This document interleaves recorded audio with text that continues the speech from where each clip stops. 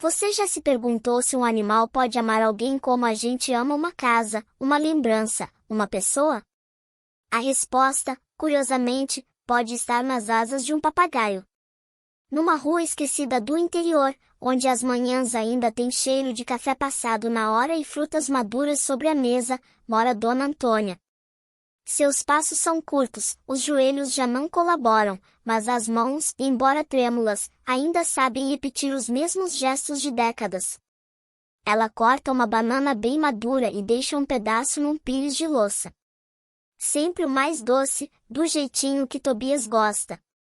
Tobias é um papagaio verde, de olhos vivos e fala solta. Está com Antônia há mais de 70 anos. Isso mesmo, 7 décadas. Ele chegou quando ela ainda era moça, presente do pai, e desde então nunca mais foi embora. Nunca precisou de gaiola.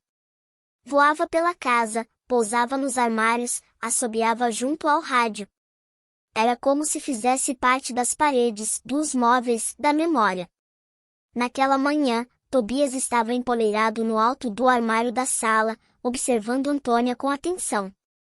Quando ela estendeu o pedaço de banana, ele desceu num salto leve, como quem sabe exatamente o momento certo de ser feliz. Mas aquele instante foi interrompido por um som estranho, a campainha. Antônia se assustou levemente. Raramente recebia visitas sem aviso. Quando abriu a porta, 2 homens de uniforme escuro estavam ali. Um deles sorriu educadamente. A senhora é Antônia? Ela assentiu. Viemos por causa de uma denúncia sobre um animal silvestre mantido em residência. Antônia arqueou as sobrancelhas, confusa. Só entendeu quando o homem mais jovem apontou discretamente para dentro da sala. Tobias, curioso, virou a cabeça para os visitantes. Foi ali que a vida de Antônia começou a ser virada do avesso. Porque, às vezes, o mundo decide chamar de ilegal aquilo que, para alguém, é simplesmente casa. Tobias não era um bicho de estimação. Ele era parte da história da casa. Parte da história de Antônia. Quando os agentes entraram e apontaram para o papagaio, ela sentiu o mundo girar devagar. Era difícil entender como alguém podia chamar de ilegal e aquilo que esteve com ela mais tempo do que qualquer pessoa. Mais tempo, inclusive, do que o próprio marido. O Brasil tem uma legislação ambiental rigorosa desde 1998, com a criação da Lei nº 9.605, conhecida como Lei de Crimes Ambientais. Ela proíbe a posse de animais silvestres sem autorização do IBAMA. E sim, Tobias, mesmo tendo vivido sua vida toda dentro de casa, era tecnicamente um animal silvestre. Um papagaio verdadeiro, Amazona estiva, uma das espécies mais traficadas ilegalmente na América do Sul.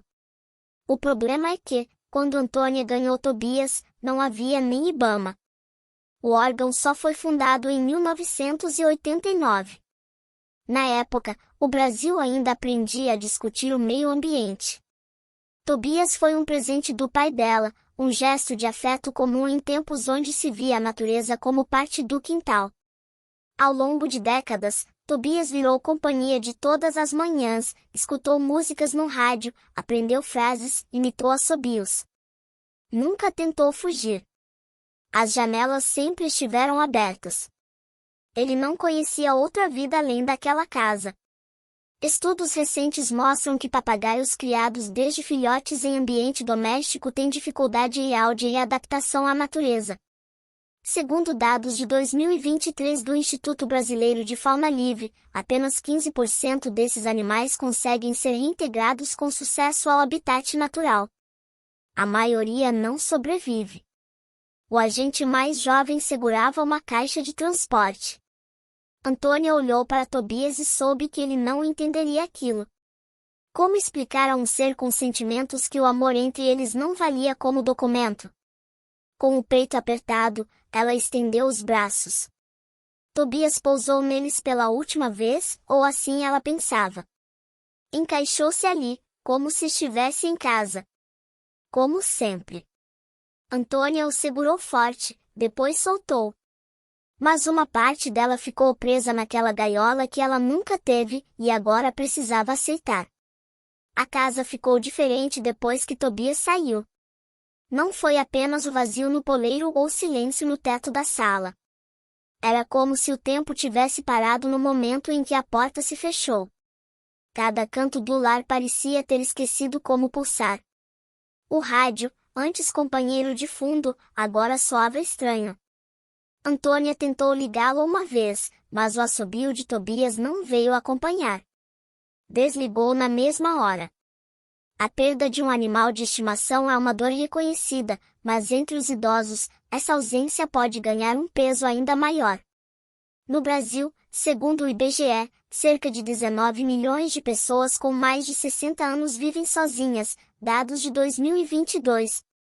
E para muitas delas, um animal não é apenas companhia, é a presença que dá sentido às horas do dia. A rotina com um ser vivo ajuda a manter a mente ativa, o coração aquecido, e até o corpo em movimento.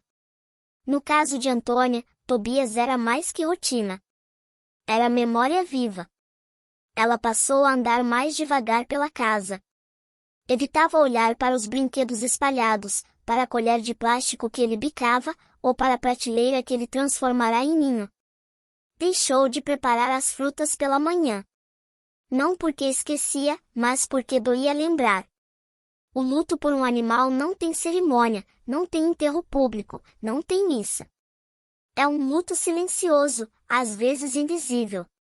E para Antônia, a dor era amplificada pelo fato de não ter sido uma morte, mas uma separação forçada. Uma espécie de exílio emocional. Mesmo com as janelas abertas, a casa parecia trancada por dentro. E o mais cruel era que ninguém ligava. Os filhos não apareciam há meses. Os vizinhos achavam que era só um bicho. Mas para ela, era como se tivessem arrancado o fio que a ligava ao passado, ao pai, à juventude. Ao sentido de existir. Às vezes, ela falava sozinha. Outras, apenas ouvia. O que ela mais queria ouvir, no entanto, era aquele assobio conhecido. Porque naquele som, havia vida. Na manhã seguinte, o sol bateu na janela como sempre fez. Mas dessa vez, algo dentro de Antônia havia mudado. Ela continuava sentindo falta do som de Tobias, da sombra verde cortando a sala, do barulho das asas tocando o teto. Mas uma inquietação nova tomava espaço onde antes havia apenas tristeza. Um pensamento martelava em sua cabeça: e se eu simplesmente aceitar? Quem mais vai lembrar dele? Antônia levantou-se com dificuldade. Colocou um vestido claro, penteou os cabelos com delicadeza e calçou os sapatos que costumava usar nos dias de missa. A diferença era que, naquele dia, ela não ia rezar, ia lutar. Seguiu até a unidade da Polícia Ambiental. A atendente mal levantou os olhos do computador. Antônia, com voz firme, explicou o caso. Disse que Tobias era parte da sua vida. Que o conhecia desde jovem. Que ele não sobreviveria num centro de reabilitação, longe da única realidade que conhecia. A funcionária respondeu o que manda o protocolo: sem registro legal, o animal deveria ser mantido sob custódia do Estado. Se passasse por avaliação e fosse considerado apto, seria solto na natureza. Do contrário, ficaria num centro permanente. Mas Tobias não era um papagaio de viveiro. Nunca aprendeu a viver sem gente. Nunca experimentou o mato. Para ele, floresta era a sala. Poleiro era o ombro de Antônia. De volta à praça, ela se sentou no banco de pedra, tentando entender como algo tão absurdo podia ser considerado correto. Foi então que uma vizinha, Dona Miriam, se aproximou. Escutou o desabafo em silêncio e depois sugeriu: procura um advogado. Tem gente que defende casos assim. A senhora não está errada por amar. Naquele mesmo dia, com a ajuda de um jovem do bairro, Antônia ligou para um escritório especializado em direito ambiental e causas afetivas. Do outro lado da linha, uma voz acolhedora respondeu: Venha conversar comigo, Dona Antônia. Eu quero ouvir essa história. Foi ali que o luto começou a virar resistência. O fórum era um prédio simples, com paredes claras e corredores que cheiravam a papel velho e café frio. Antônia chegou cedo, usando um conjunto azul marinho, o mesmo que guardava para ocasiões importantes. Prendeu o cabelo com o grampo que o marido lhe dera antes de falecer. No peito, o broche do pai, aquele que lhe entregou Tobias, décadas atrás. O advogado a esperava na porta da sala de audiências com uma pasta fina nas mãos. Nela, estavam reunidos todos os argumentos possíveis, fotos antigas, testemunhos de vizinhos, laudos médicos e uma carta escrita por Antônia de próprio punho. A carta contava a vida de Tobias como se fosse uma biografia familiar. Com detalhes simples, mas cheios de verdade. O promotor iniciou os trabalhos com tom técnico. A posse de um animal silvestre sem autorização era crime, e a lei deveria ser cumprida. Segundo ele, permitir exceções abriria precedentes perigosos para a fiscalização ambiental. A citação à Lei 9.605 de 1998 foi direta e impessoal. Quando chegou a vez da defesa, o advogado mostrou as imagens. Antônia jovem, com Tobias no ombro, um Tobias assobiando em aniversários, festas de família, domingos comuns. Apresentou também dados técnicos, estudos que comprovam que papagaios criados desde filhotes em ambiente doméstico raramente sobrevivem à soltura. Citou decisões anteriores, onde o vínculo afetivo foi reconhecido como justificativa legítima para a guarda responsável. Por fim, o juiz pediu que Antônia falasse. Ela se levantou devagar, as mãos entrelaçadas diante do corpo. Olhou direto para o juiz, como quem não tinha mais medo de ser ouvida. Eu não vim pedir piedade. Vim defender a única coisa que ainda me faz levantar da cama. Tobias não é um enfeite. Ele é minha história viva. 70 anos. Ele viu minha juventude, minhas perdas, minhas rugas. Ele nunca teve gaiola. Ele escolheu ficar. A sala silenciou. O juiz fechou os olhos por um instante, como se pesasse mais do que leis, pesasse vida. A lei não pode ser cega ao afeto. Foi o que ele disse antes de declarar. Tobias voltaria para casa. Era fim de tarde quando o carro parou diante do portão. O céu alaranjado derramava uma luz morna sobre a rua, como se soubesse que algo importante estava para acontecer. Antônia já estava lá, de pé, vestida com o mesmo vestido florido das manhãs felizes. As mãos tremiam levemente, mas não de fragilidade, de expectativa. Quando a porta do veículo se abriu, e a caixa de transporte foi retirada com cuidado, ela deu um passo à frente. Seu coração batia forte. Mas os pés estavam firmes. A portinhola se abriu devagar, e Tobias saiu com cautela. Observou o entorno como quem cheira um sonho antigo. Em seguida, num movimento instintivo, voou direto para o ombro de Antônia. As asas bateram com força, não de susto, mas de encontro. Ela o acolheu com as duas mãos, encostando a testa na dele, como fazia quando era moça. Nada precisou ser dito. Ali, naquele toque silencioso, estava a resposta de uma vida inteira. Dentro da casa, tudo parecia igual, mas, agora, respirava diferente.